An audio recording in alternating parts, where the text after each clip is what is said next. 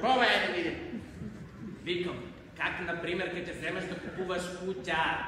И сега на тебе не ти сметка, че кутята предствено ме припадяла на някой друг, като ти вземе джандрали, гледаш, медички, надаш, домираш, тураш се и кутя си е твоя. Чекай, ако да се обидам, дали те разбрах, може ли да ме? Значи ти сега мене да ми кажеш, старият газда да се отсели, а новият газда да се всели, а? Ето това сега да кажем и това, с работата е чаршав. Абе, наредена е работата. Какво ти е тия редечи, това?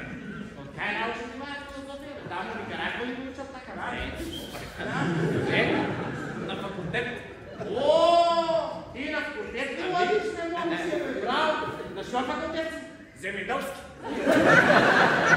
Отсек високи редища. И до кай си, како ти? Шоу ще 24 изпитам и останай.